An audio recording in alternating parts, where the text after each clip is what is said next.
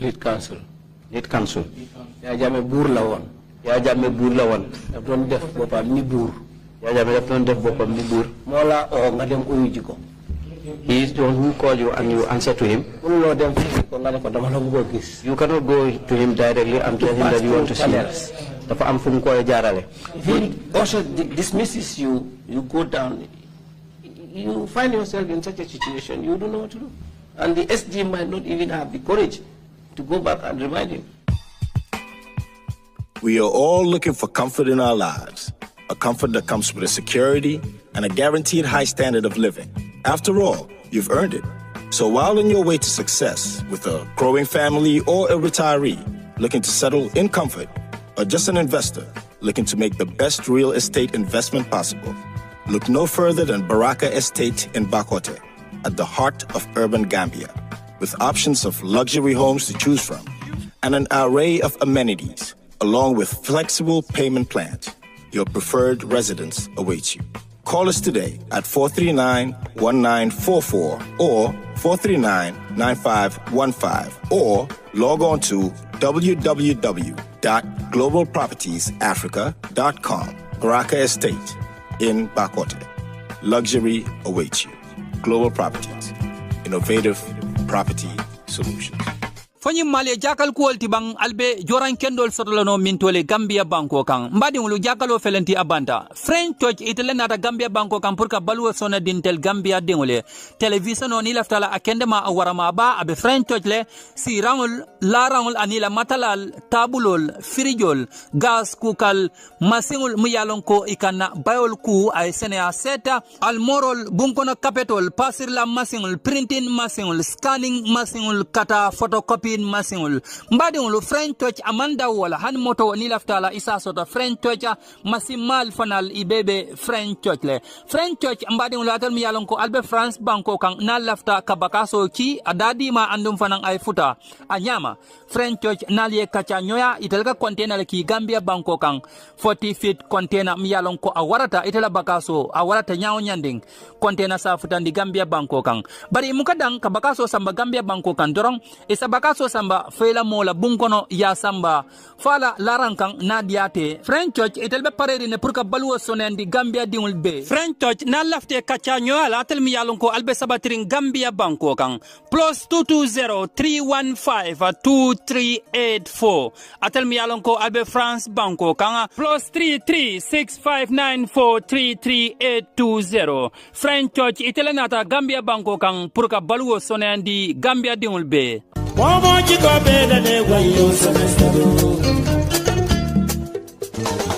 Hello wonderful viewers, wonderful subscribers. This is Active TV again for another fast and a quick update. Mbadi mulumbalbe kontona mbalbe jala mbalbe bismillah la koteke Active TV purkana kibaro bonda nan koteke mi yalan ko akabo Gambia banko kanga Truth Reconciliation and Reparation Commission TRRC resumes. Harry Sambou faces TRRC's lead councillor Esambay Fall on Monday 25th of January 2021. Mbadinglu a Truth Reconciliation and Reparation Commission mi yalan ko alota Gambia banko kan a purkaje ko tonya e sabati mole ke kilindi andum fana mode yam fanyoe wo commission mi yalan ko alota Gambia banko kan purka kisiro ke a 1994 President Jammeh former President Jammeh 1994 ay mararo mun ke kata 2017 san kono kol mi yalan ko wolle tinyata je purka ko nyil bondi purke be kunkungol nin kankanol bondi nyoto purka ko nyin tame ka jawmal bondi londi jana pour mol yalon ko 1994 kata 2017 yelom ku jawolti mi yalon ko wala keta former president Yahya Abdul Aziz James Jonkun Jammeh ala mansaya kono Harry Sambou mi yalon ko ay do ko ke mansa kundala bunda jamato atale keta moti mi yalon ko ay nyatilinga e sa mbay falla nyinin karoni jabirol dunta itema.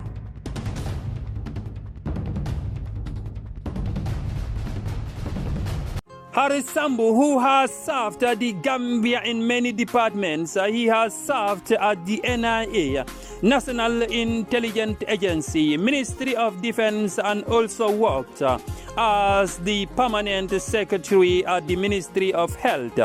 Explains to Gambians who exactly he understands the former president Yahya Abdul Aziz James Jonkun Jammeh East. Mbadingulu Hari Sambou komi ngafale nyamenga mole mati mi yalon ko ay do ko ke man sakundala bunda jamato Hari Sambou ay do ko ke NIA National Intelligence Agency ay do ko ke Ministry of Defense andum fana ke permanent secretary Ministry of Health atala ke moti mi yalon ko former president Yahya Jammeh a sainkan Gambian nole Yahya Jammeh mum mosi fale mati ate Hari Sambou ala jube roto ala jeroto andum fana te kolmul fahama Yahya Abdul Aziz James Junkun Jammeh Babili Mansa to. Working with Yahya Jammeh was one of the most challenging and difficult things experience in my life. Yahya Jammeh read through every single line you wrote in the file. Yahya Jammeh dafay bàyyi xel lépp loo xam ne nii dal dinañ ko bind ci file. Full stop, comma, semicolon. Full stop, comma, ak yeneen. I believe he thought he. Yeneen yi xanaa amu ci olof. Semicolon. Continue, please. I believe he thought he knew better than anybody else. Yaakaar naa moom dafa foog ne moo gën a xam ñëpp in the English language. Ci làkki angale. Even with the help of my desktop spell checks, two giant dictionaries, robots and advanced learners, complemented with a book of quotes, didn't satisfy him. Yahya Jammeh also did not appreciate people taking initiatives in his place. He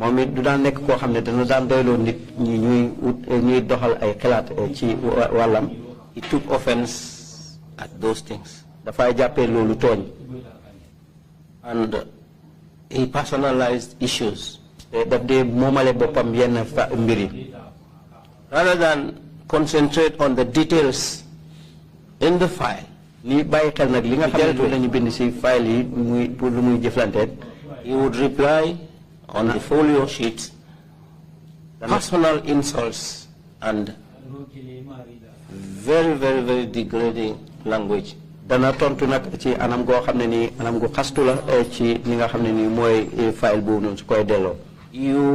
would take a very patient and tolerant and mature, sober person to focus on the job and forget about those things so as to push the file and get the job done.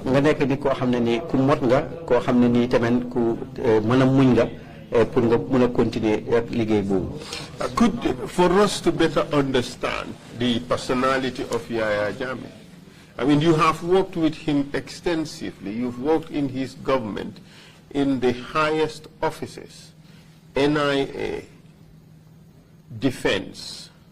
You've been boss of NIA. That brings you into very close contact with him. You are head of Permanent Secretary Defense. Very close contact with him.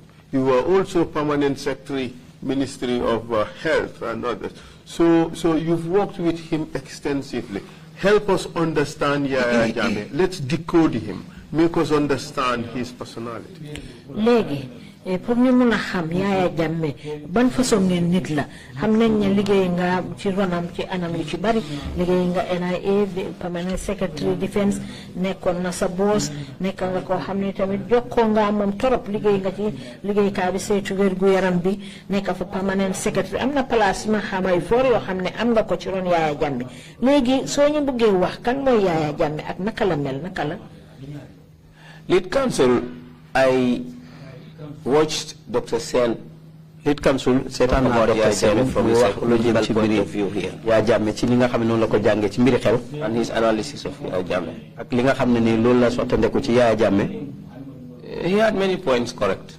Am na fa fànn yu bëri yoo xam ne nii dëgg la fa am. But unfortunately, he did not have personal contact. Waaye nag nekk koo xam ne nii did not work with Yahya Jammeh. am jokkoo ak Yahya Jammeh liggéey te Yahya Jammeh. That is why we're putting this question to you.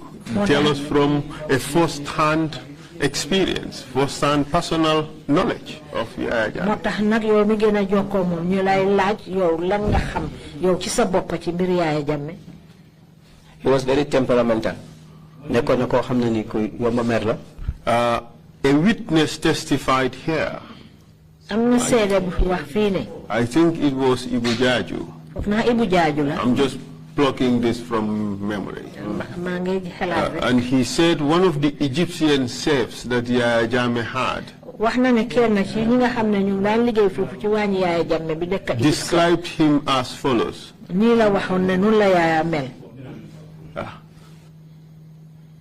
Now happy, now angry.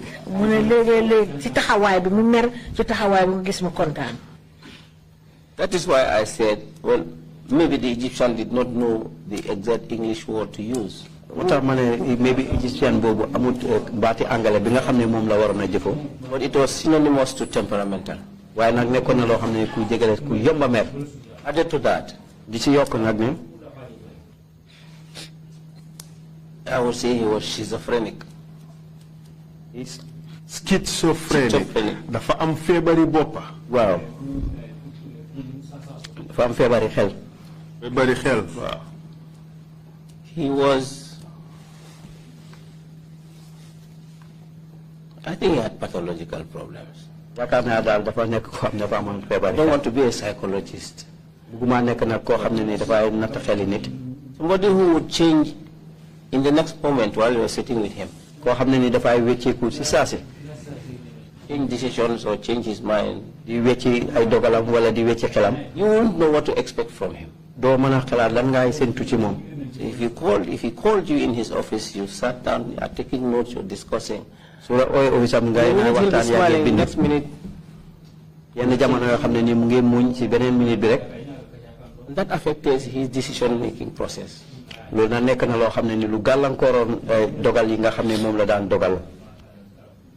go to him with the file. Instead of dealing with the file, he would derail and and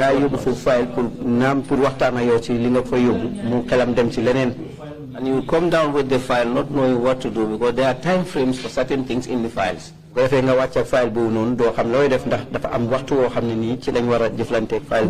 you call his attention to the issue at hand? You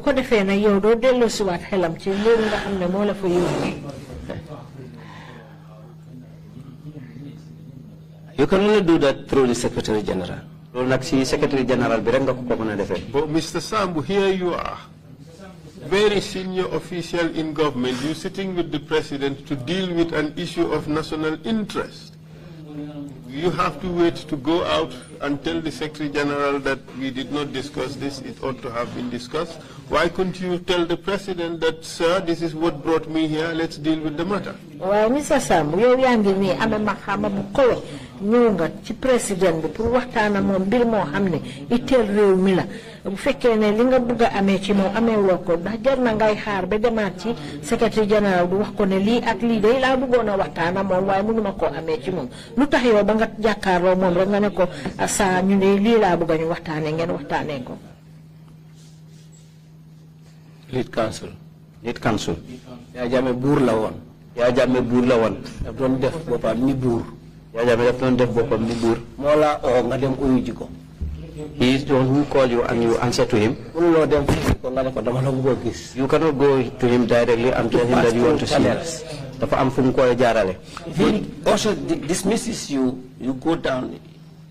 You find yourself in such a situation, you don't know what to do. And the SG might not even have the courage to go back and remind him. You dismiss the SG just like you.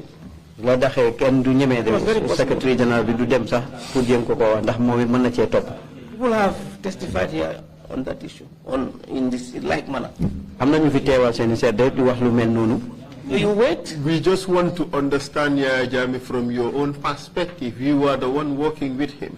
We want to know what you went through, how you were dealing with him, so that we will better understand the decisions that were taken. dañ bëgg a xam Yaya Jammeh bu baax a baax jaarale ko ci yow ni nga xam ne noonu nga daan jëflante moom naka nga daan defaa moom ak naka la mel ci yow yow ci sa wàllu gis-gisi boppa lañ bëgg a xam Yaya Jammeh naka la meloon ci yow. So that's why we ask this question. I understand. Now, Personally, were you terrified of him, of Yahya Jammeh? No. Did it? I'll emphatically say no. Then I did it. You look at Yahya Jammeh depending on the mood he was in. You chose the right time to tell him what you felt.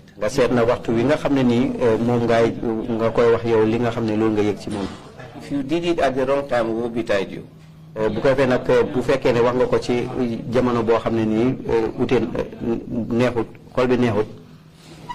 betide you? But on the contrary, if you find him in a very good mood, you might move out of his office with your pockets very full. You never know.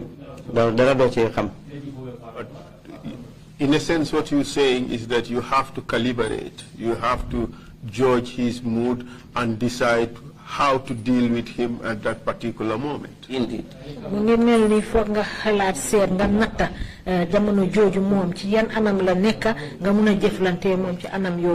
But even at that, fear was always one underlying factor that was always there for you and possibly most public officers who dealt with him. Why nak terewut yeen ci seen bop ak yeneen ñi nga xamne ñoo daan liggéey te jëflante ak moom anam yi ñu daan jëflante moom yëpp dañ ko àndale woon ak ragal. I will ask a rhetorical question if you will allow me, lead counsel. Mu ne dana la laaj nag laajte boo xam ne nii bu dëgër la. Would you fear somebody ndax doo ragal nit koo xam ne who has a button on his right hand below his desk? Depending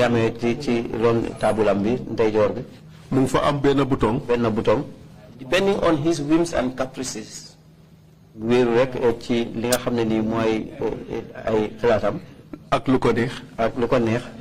press that button and call the soldiers in. And he would just say, take him away. Those soldiers, excuse me, with all due respect to them, were like robots. Yes, sir, and that's all. Yes, sir, definitely. In the car next time, off you go. You have only one direction. Mile 2 prisons. Otherwise known as? The hotel, the 5-star hotel. 5-star hotel. You were in the system. You headed NIA. You headed defense. You were close to president. What did you understand that 5-star hotel to mean?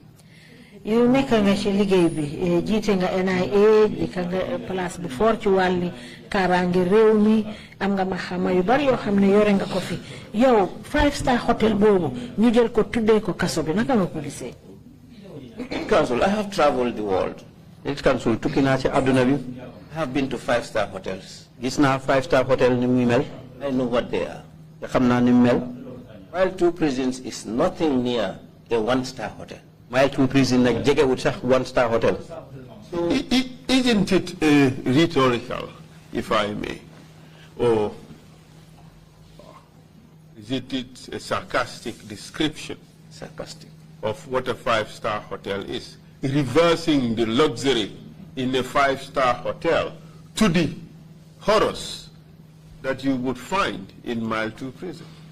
Ndax nekkul nga rek xool ci ak wax ju ñaaw joo xam ne di nga jël rek du tolloo 5-star hotel ak ñi moo mel ak bànneex beeg taranga bi nekk ci 5-star hotel nga jël ko di ko méngale ak kaso boo xam ne ay mbugal ak ay toroxtaande rek moo fa am. Exactly so. Loolu la. If I may.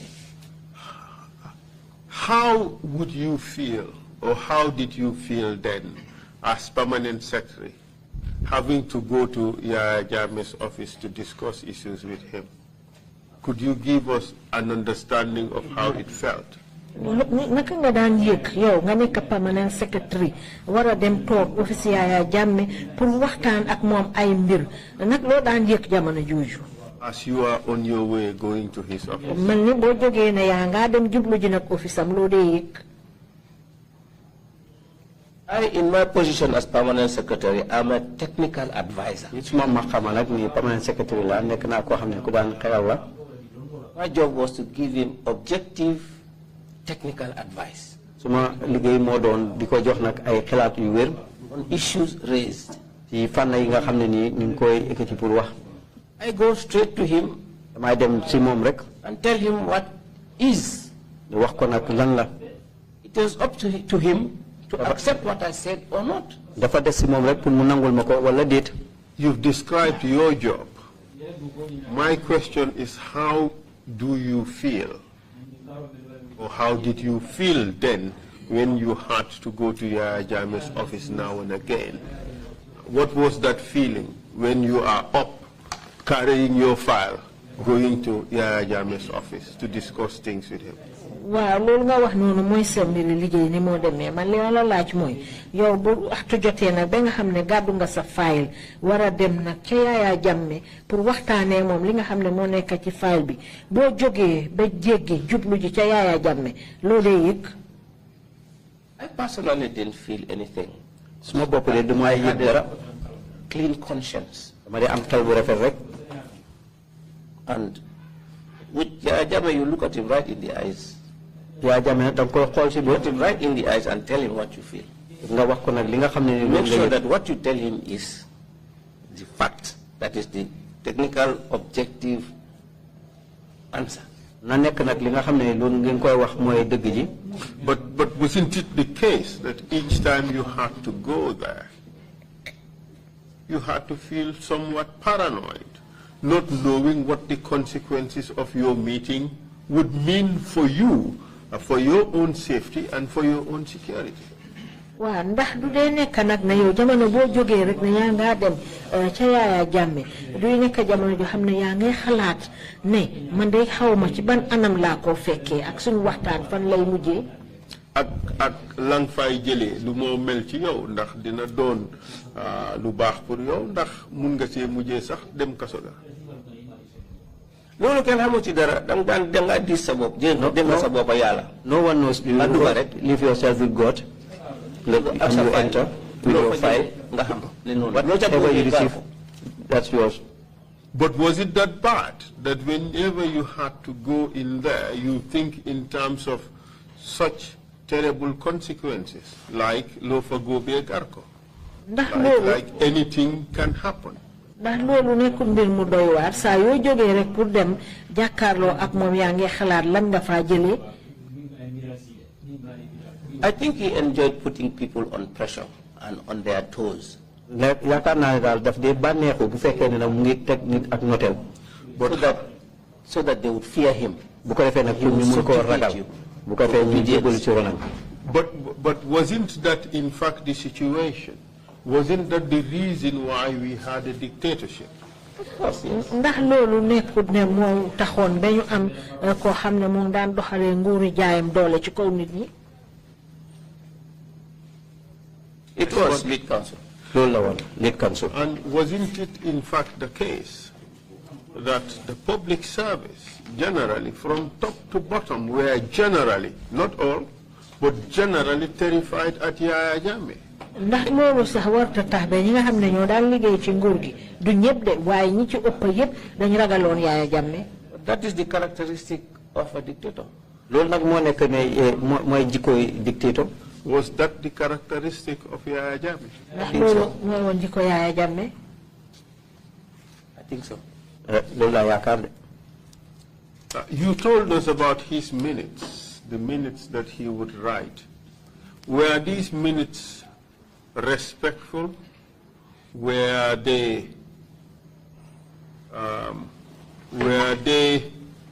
technically sound, or were they just the rantings of a person who had no respect or regard for the people he was dealing with?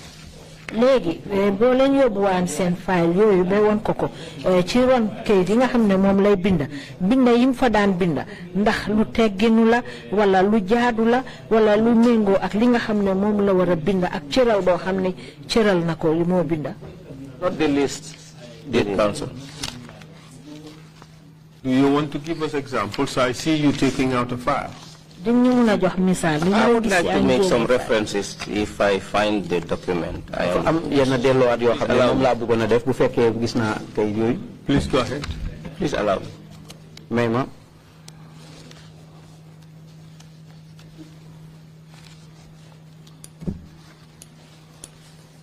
Perhaps, Mr. Chair, it would just be convenient to take the break now, all right, and give Mr. Sambou the time during the lunch break to sift through his material, and then we come back at the time you may designate. Thank you, Mr. Chair. Good suggestion. Witness, we will come back at 3 o'clock. We'll have a lunch break now. Yeah, we come back at 3 o'clock. Meeting is adjourned.